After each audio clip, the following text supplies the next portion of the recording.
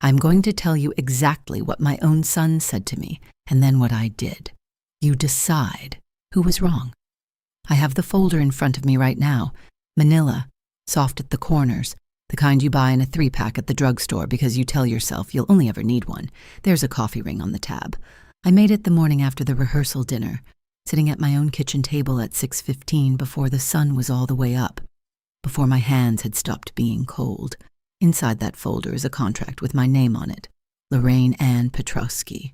Not my son's name, not my grandson's name, mine. I'm 70 years old. I ran event venues for 31 years before I retired, the last 19 of them at the Wexford Hall outside Hartford. And if there is one thing 3 decades of weddings teaches a woman, it's this. Somebody is always paying for the room, and it is almost never the person sitting at the head of the table.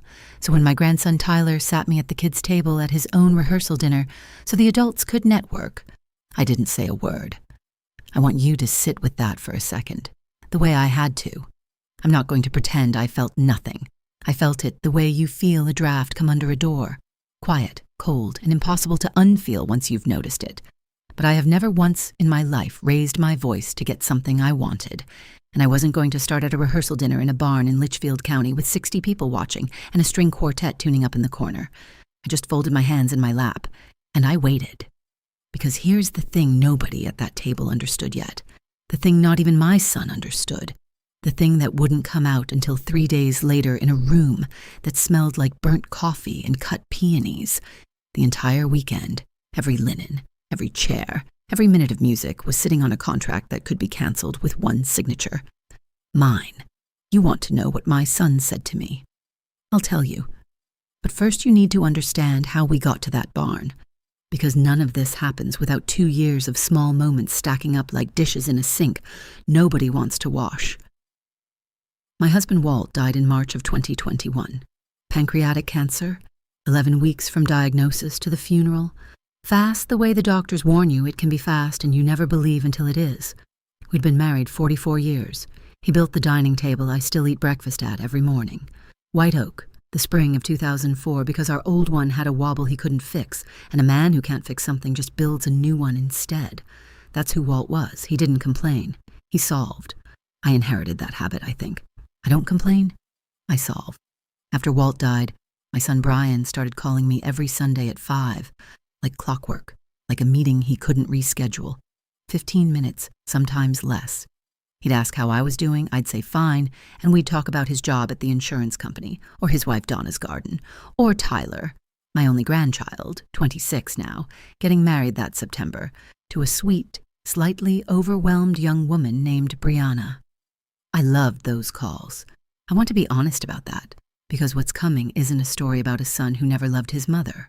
It's a story about a son who loved his mother and somehow still managed to forget, for about 4 months, that she was a person and not a line item. It started small. It always starts small. In April, Brian called on a Tuesday instead of a Sunday, which told me right away something was being asked of me before he'd even said hello. Mom, so, the venue Tyler and Brianna want. It's gorgeous, you'd love it. It's this restored dairy barn out past Goshen. But it's $11,000 for the day. Just the day, not the catering. I didn't say anything for a second. I was standing at my sink, rinsing a coffee mug, and I remember the water was too hot and I didn't move my hand away from it right away. That's a lot of money for 2 people just starting out, I said. I know. We know. Brianna's parents are doing the catering and the flowers, and we were wondering, you always say you want to help with stuff like this. Would you maybe think about the venue deposit, just to get it locked in? I want to be clear. I did want to help. I'd told Brian 100 times over the years that when Tyler got married, I'd contribute something real, not a card with $200 folded inside it. Walt and I never had grandchildren we got to spoil the way some people do. We only had the one, and we loved him enough for 10. So I said yes. But here's where I want you to lean in a little, because this is the detail that matters more than any other detail in this whole story. I didn't write a check to Brian. I didn't write a check to Tyler. I called the venue myself, Stone Hollow Barn, run by a young couple named the Atchisons, who I happened to know slightly from my Wexford Hall days, because the wedding world in Connecticut is smaller than you'd think. And I put the entire $11,000 venue contract in my own name, Lorraine Petrosky. Signed, dated, deposit paid, balance due the Monday after the wedding. Nobody asked me to do it that way. I just did it that way. 31 years of running other people's biggest days teaches you that the name on the contract is the only name that matters when something goes wrong. And I have buried one husband, and I was not about to hand my grandson's wedding to a verbal promise and a wire transfer with no paper trail. Call it old habit. Call it the thing Walt would have done with a table leg. I call it just being careful with something I cared about. Brian thanked me. Tyler called me that Sunday, his actual voice, which he hadn't used to call me in maybe a year, and he said, "Grandma, that's huge. That's seriously huge. Thank you." And for about 6 weeks, I felt like the center of something instead of the edge of it. Then the wedding planning really started, and I became furniture, not all at once.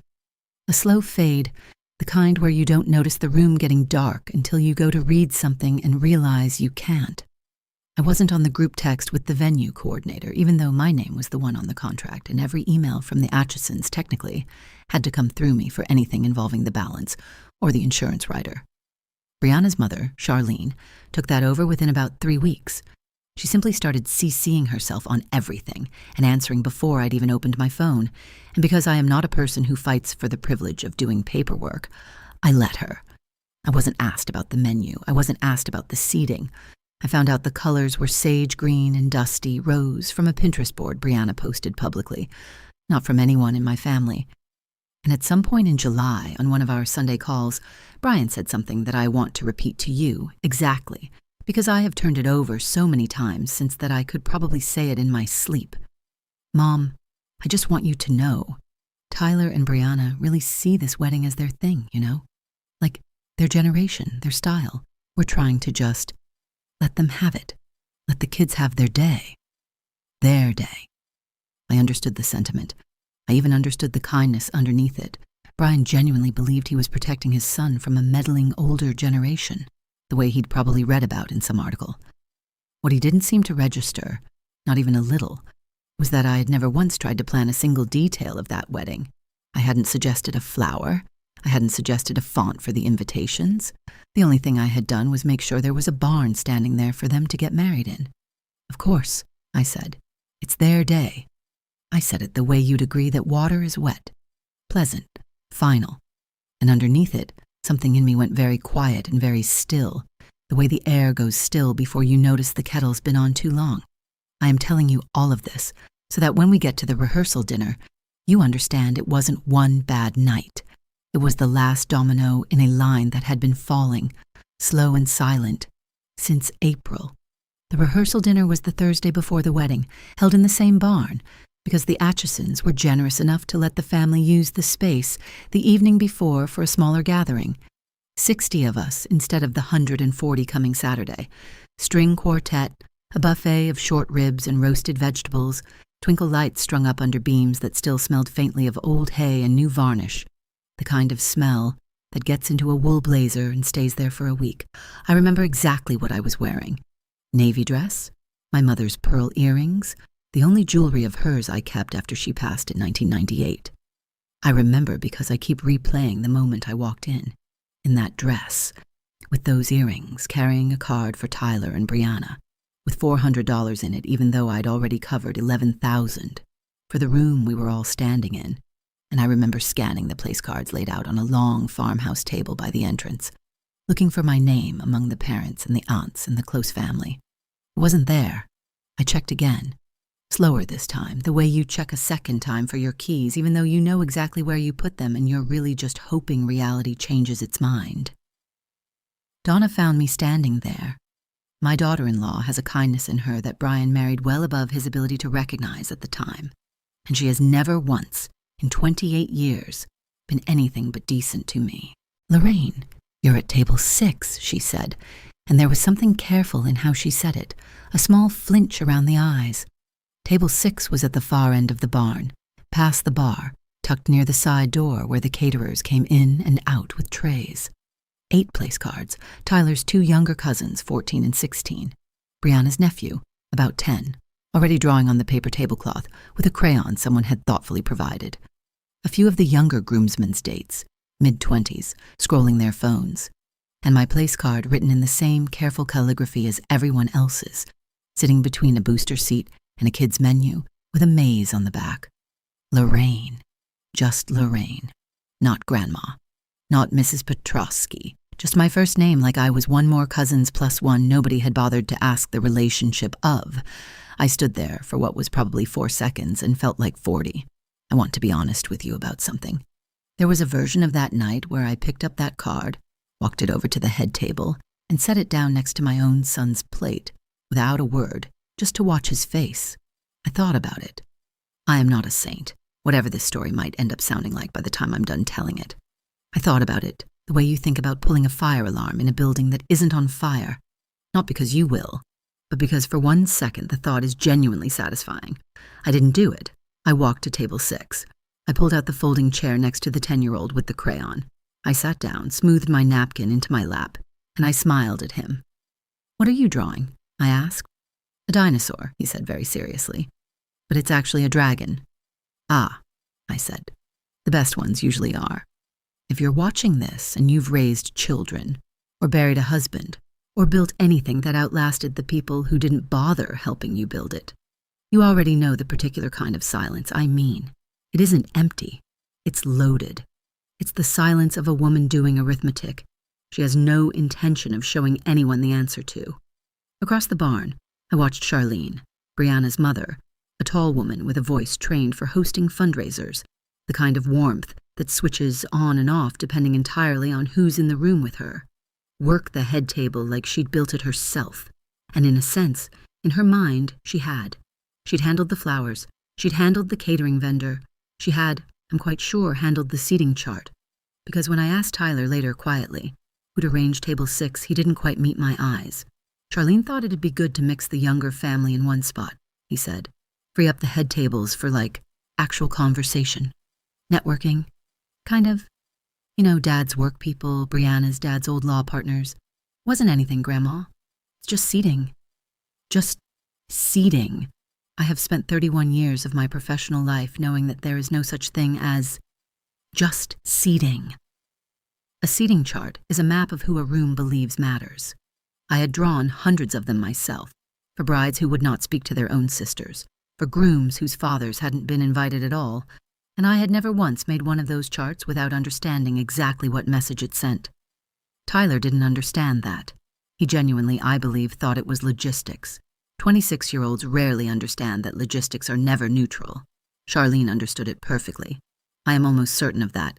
I watched her laugh at something Brian said at the head table, throw her head back a little too theatrically, the gold bangles on her wrist catching the string lights, and I thought, there is a woman who has decided exactly how much room I take up in this family, and she has decided it without ever once asking me a question about myself. "It's fine," I told Tyler. "Go enjoy your night." He looked relieved, the way young men look relieved when an older woman lets them off a hook they didn't fully realize they were on. He kissed my cheek. He smelled like the cedar aftershave Walt used to wear, which is either a coincidence or proof that some things skip a generation and land exactly where they're needed. And for 1/2 of 1 second, I almost forgave the whole evening on the strength of that smell, alone. Almost. I want to pause here and talk to you directly for a moment, the way I imagine some of you are already talking back to your screen. I know some of you are thinking, Lorraine, just say something. Stand up. Tell them whose name is on that contract. I understand the impulse. I felt it too, sitting there with a paper napkin shaped like a swan and a 10-year-old explaining the difference between a dinosaur and a dragon to me, with real conviction. But you don't run a venue for 31 years without learning the single most expensive mistake an event ever makes. It's not the wrong flowers. It's not a bad band. It's a person losing their composure in front of 60 witnesses and a string quartet that keeps playing regardless, because the band never stops just because somebody's heart is breaking quietly in a folding chair near the side door. I was not going to be the story of that wedding.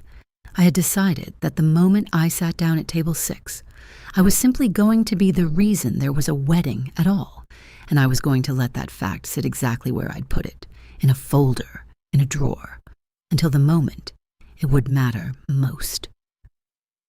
That moment came 3 days later. But before I tell you about that room, I have to tell you what happened the very next morning, because it's the piece of this story I haven't told anyone else. Not Donna, not my sister Pat, not even the friend I've had since 1979, who knows almost everything else about my life. Friday morning, the day before the wedding, I drove out to Stone Hollow Barn alone, told Brian I wanted to see the space again before Saturday, which was true. Just not the whole truth. What I actually wanted was 10 minutes alone with Marisol Atchison, the woman who ran the venue with her husband, because something had been sitting wrong in my stomach since the rehearsal dinner and I needed to look at paper, not feelings, to settle it. The barn at 9 in the morning, empty, smells nothing like it does at night. No candle wax, no perfume, no short ribs, just cold stone, cut hay, and coffee. Marisol always had a pot going in the little office off the main hall, and the smell of it, slightly burnt, the way coffee gets when it sits on a warmer too long, is the smell I will associate with this entire story for the rest of my life. "Mrs. Petrosky," Marisol said, surprised, wiping her hands on her apron. "Everything okay? You're not due back here till tomorrow at 2. I wanted to check the final invoice," I said, "before things get hectic." She pulled it up on her laptop, turned the screen toward me, and there it was, plain as anything. Final balance, $11,420, due in full the Monday after the wedding. Account holder, Lorraine A. Petrosky. Cancellation clause, page 2, clause 4. Full refund of remaining balance if cancelled, with 72 hours written notice from the account holder, less the non-refundable deposit already paid. 72 hours. I looked at the date on my phone. Friday morning. The wedding was Saturday at 4. If I wanted to, I could not have stopped that wedding, even if I'd wanted to. Not by Friday morning. The window had already closed, and I want to be honest with you that some small, tired, hurt part of me did the math anyway, just to know it. But cancellation was never actually the card I was holding. I understood that standing in that office with cold coffee in my hand. The card wasn't the power to end the day. The card was the fact that nobody else in that family even knew the day could be ended. By me, with a signature, at any point in the last 5 months, and they had spent those 5 months treating me like a woman who showed up to weddings and sat wherever she was told. "Is everything all right?" Marisol asked again, gently, the way you ask someone who you suspect is not, in fact, all right. "Everything's fine," I told her. And then, because Marisol had known me a little, back when I still ran Wexford Hall and we'd occasionally referred overflow brides to each other, I said something I hadn't planned to say out loud. I just wanted to see my name on something today, before tomorrow happens to somebody else. She didn't ask what I meant. I think she understood anyway. There's a particular kind of understanding that passes between two women who've spent their careers making other people's biggest days possible while standing just outside the photographs. I drove home. I made myself a pot of coffee. I let go cold on the counter, same as the one in Marisol's office, untouched, while I sat at Walt's white oak table with my hands flat on the wood, the way you press your palms against something solid when you need it to remind you that you are, in fact, solid too. And then I did the thing I haven't told anyone. I called the florist Brianna's mother had hired, a small shop in Torrington, run by a woman named Deb, who I happened to know, did the flowers for half the venues in the county, including years ago, 2 events at my own Wexford Hall. I asked Deb quietly whether the boutonniere order included one for Walt. She paused. "I'm sorry, Walt." "My husband," I said. "He passed 3 years ago. I know that's strange. There isn't a chair for him anywhere this weekend. There wasn't last night either." There was a silence on the line, the kind where you can hear someone deciding to be kind rather than efficient. "I can make a small boutonniere," Deb said. "White rose, little sprig of rosemary for remembrance. I'll send it with the others, no charge. You tell me where you want it placed and I'll make sure it gets there before anyone notices it wasn't on the original order." I asked her to pin it to the inside of the guest book stand, where Tyler would be standing most of the cocktail hour, close enough that he might catch the rosemary if the wind moved right, far enough that nobody would ask a question that needed an answer. I wasn't ready to give in public. That's the part I kept to myself, not the contract, the flower. I didn't need anyone to know I was capable of a small private grief tucked into a wedding that had, by then, made very little room for me. I just needed it to exist somewhere in that barn. Walt built half of who I am, including the part of me that signs contracts in her own name and says nothing at dinner tables. He deserved one rose at that wedding, even if nobody but me and a florist in Torrington ever knew he was there. That was Friday. Saturday, the wedding itself was lovely, genuinely lovely, and I want to give it that. Brianna looked radiant. Tyler cried during his vows in a way that surprised everyone, including himself, and I sat with Donna at a table that was, mercifully, not table 6 this time, close enough to the front that I could see the rosemary sprig pinned where I'd asked for it, catching the light every time someone walked past the guest book. I want you to notice something. I'm not telling you Saturday was the climax of this story. Saturday was lovely, and lovely is not where the truth lives. The truth was waiting for me 3 days later, in a different room entirely, with a different kind of light. Here is the assumption I'd watched this whole family operate on for 5 months, the one I need you to be holding clearly in your mind right now, because what happens next breaks it completely. They believed I was a guest in this wedding who happened to be generous. Somebody to be managed, seated, thanked in a toast, handled with the kind of gentle condescension you'd extend to a sweet older relative who doesn't quite understand modern wedding culture. I was never the guest. I was the floor everyone else was standing on. The Tuesday after the wedding, 3 days after the vows, Brian called me. Not at 5 o'clock on a Sunday, but at 8:15 on a Tuesday morning, which already told me, before he said a single word, that something had gone wrong with money, because money is the only thing that ever moves my son off schedule.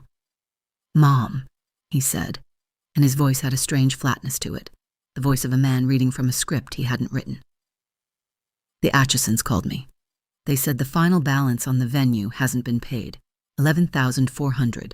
They said, "It's due today." "That's right," I said. "It's due today." "I thought," Tyler said, "you covered the venue. We thought it was done in April." "I covered the deposit in April, I said. $4,500. The contract has always said the balance comes due the Monday after the wedding." A pause. I could hear him moving, a door closing somewhere on his end, the particular quiet of a man stepping into a room he didn't want his wife or son to overhear. "Okay," he said slowly. "So, can you just send it? I can Venmo you back our share, whatever Brianna's parents owe." "Brian," I said, "whose name is on that contract?" Silence. A real silence, the kind that has weight to it, the kind I'd been carrying alone since April and was finally about to set down on a table where everyone could see it. "What do you mean?" he said. Not even a question, really. More like a man hearing a sentence in a language he half recognizes. "The venue contract," I said. "The deposit, the balance, the insurance rider, the cancellation clause, all of it. It's in my name. It's been in my name since April. I called the Atchisons myself. I signed it myself. Nobody else's name is on that paper, Brian. Not yours, not Tyler's, not Charlene's, despite how many emails she's CC'd herself on since May. I had no idea you'd... Why would you do it that way?" "Because I've spent 31 years watching what happens to people who hand over $11,000 on a handshake," I said. "And because nobody asked me how I wanted to do it. I just did it the way I knew how to do it properly. The same way nobody asked me where I wanted to sit Thursday night. I want you to know," I said that last part calmly, almost gently. "I have never once raised my voice at my son in his entire 48 years of life, and I wasn't going to start over a balance due on a Tuesday morning. But I said it, and I let it land, and on the other end of the phone I heard my son go quiet in a way I recognized, the particular quiet of a man realizing all at once that a story he thought he understood has had an entirely different shape the whole time, one he simply hadn't been positioned to see. "Mom," he said finally, "what happened Thursday night?" So I told him plainly. No tears, no theatrics, no list of grievances going back to April. Just the place card. Just my first name with no title in front of it, sitting between a booster seat and a paper placemat with a maze on it. Just the side door the caterers used, and the 8 chairs at table 6, and Tyler telling me afterward that it wasn't anything. It was just seating. "And you didn't say anything," Brian said. It wasn't quite a question and it wasn't quite an accusation. It was somewhere in between, a man trying to locate the exact coordinates of his own guilt. No, I said, I didn't. Why not? And here's the answer I gave him, the one I want you to sit with. Because it's the truest thing I said in this entire story. Because I wanted to see what you'd all do with the room once you thought I didn't matter in it, I said. And I think I needed to know the answer before I decided what I was going to do about the balance. He asked me to come over, not to talk on the phone, to come to the house that afternoon. Because by then Tyler and Brianna had heard, and Charlene, apparently, had heard too. And there was a meeting forming the way meetings form in families after something has finally been said out loud that everyone had been very carefully not saying for months. I went. I brought the folder. Manila, soft at the corners, coffee ring on the tab from that morning's pot.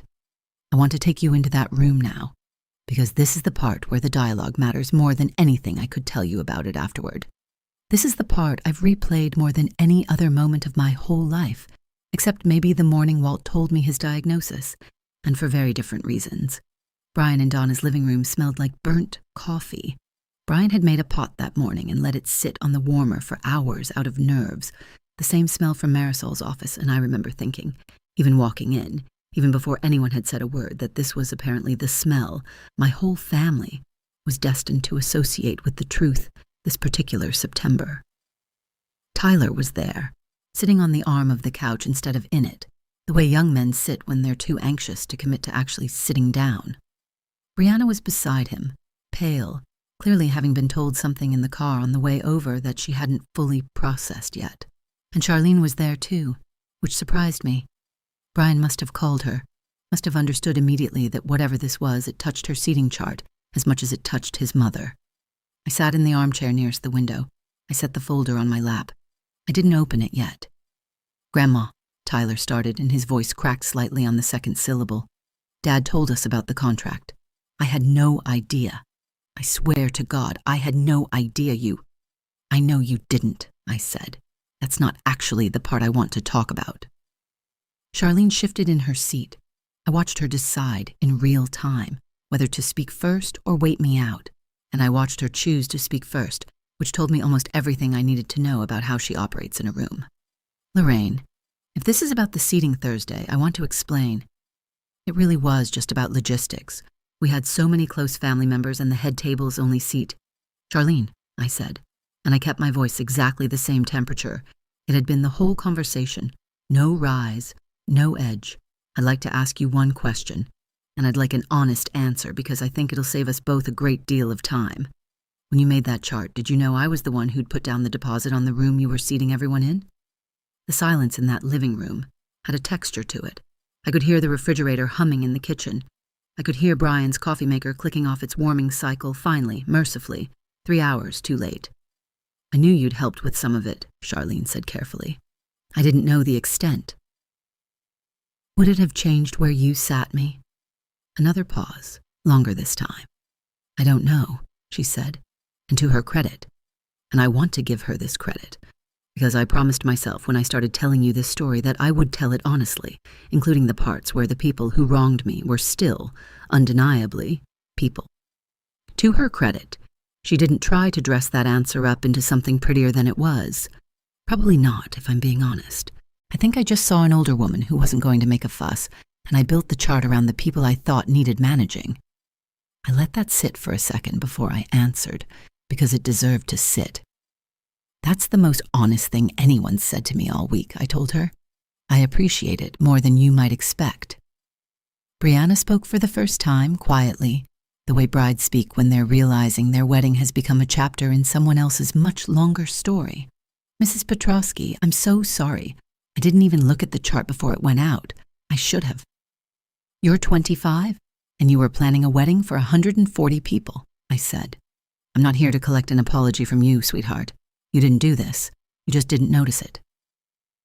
Then I opened the folder.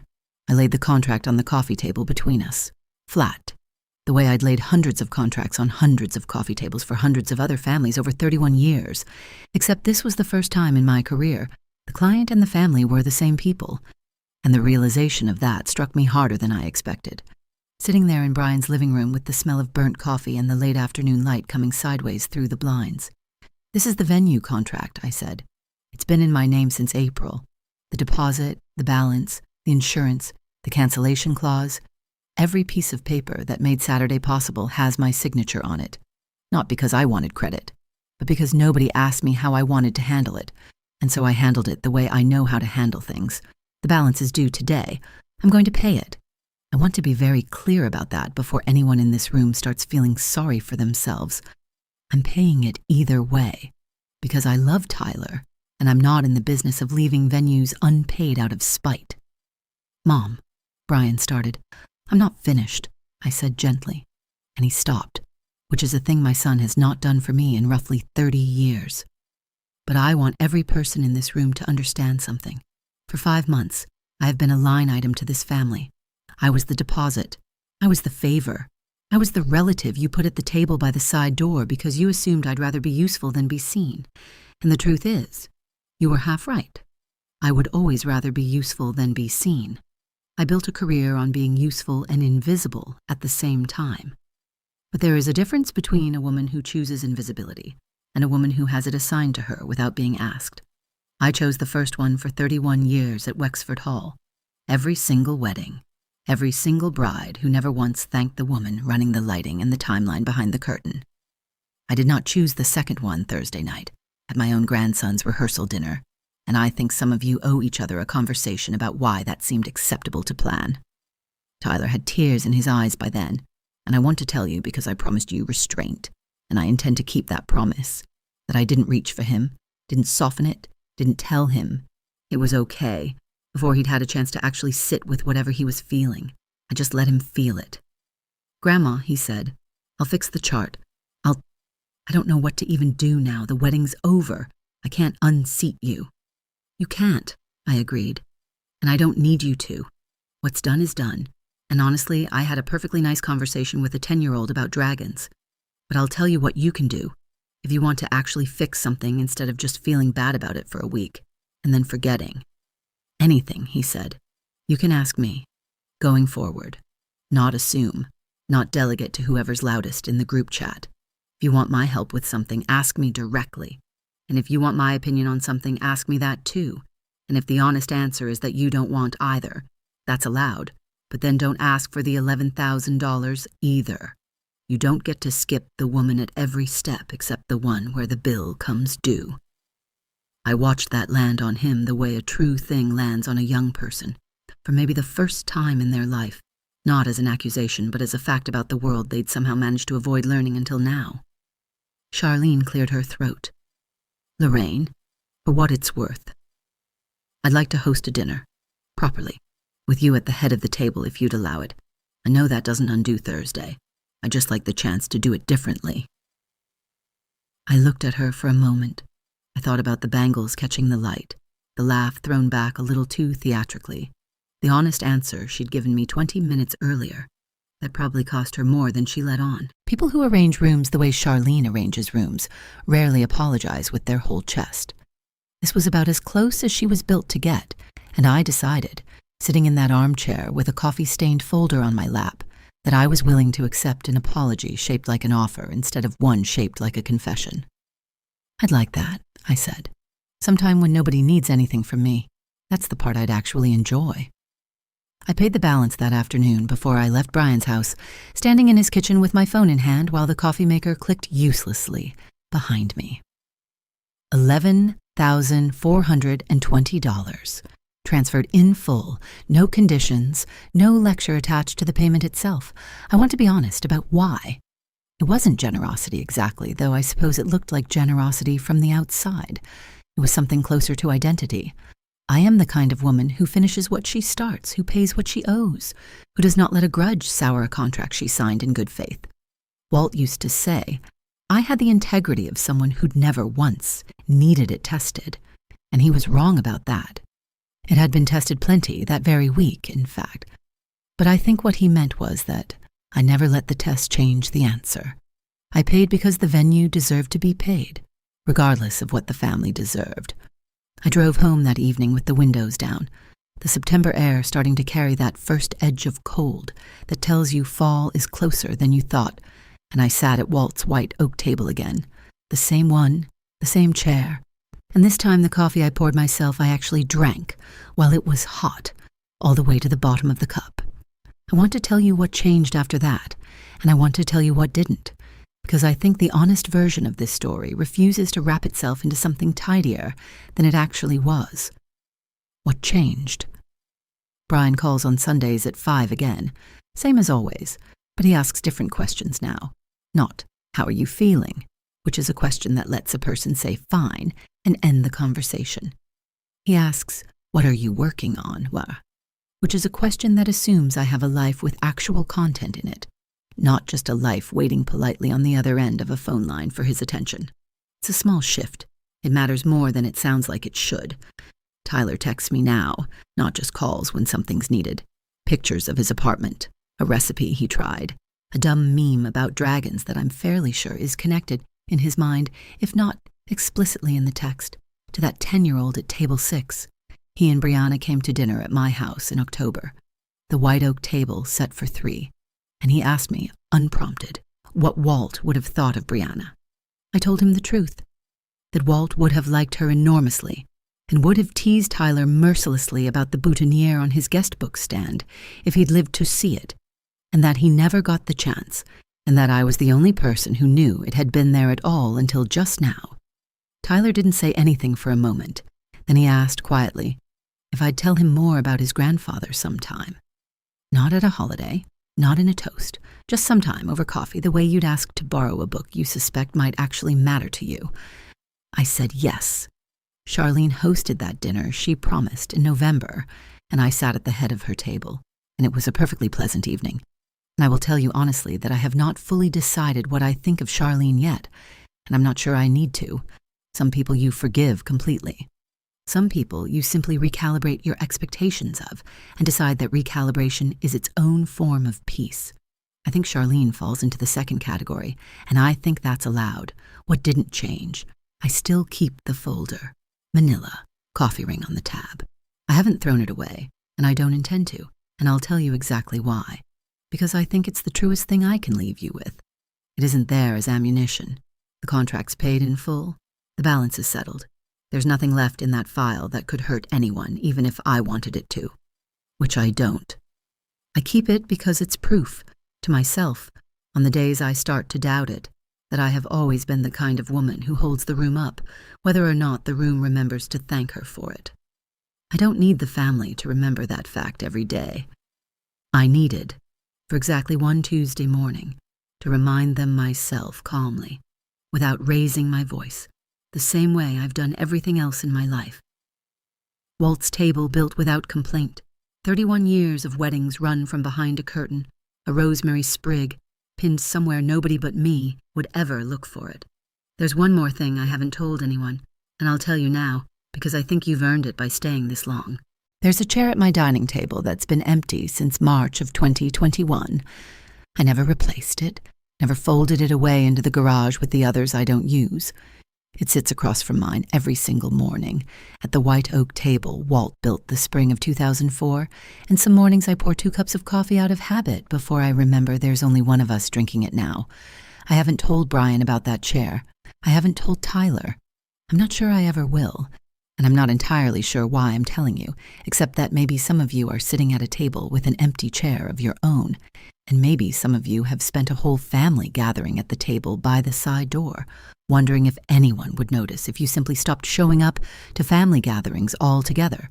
And I want you to know that I understand exactly how that feels, and that there is a version of this story where the woman in the navy dress and her mother's pearl earrings never says a word to anyone, ever, and just quietly stops paying for the next thing and the next, and lets the silence do something colder than any speech ever could. I didn't choose that version. I want to be honest with you about why, because I think the reason matters more than the choice itself. I didn't choose it because I loved them more than I was angry at them, and because being right was never actually the thing I wanted most out of that Tuesday in Brian's living room. Being seen was the thing I wanted, and once I'd been seen, the anger had already done its only useful job, which was getting me into that room with the folder open on my lap. But I haven't called Marisol back yet about whether I'll book Stone Hollow Barn again for anything. There's a cousin's engagement party being whispered about for next spring, and somebody is going to need a venue, and somebody, I imagine, will eventually think to ask me.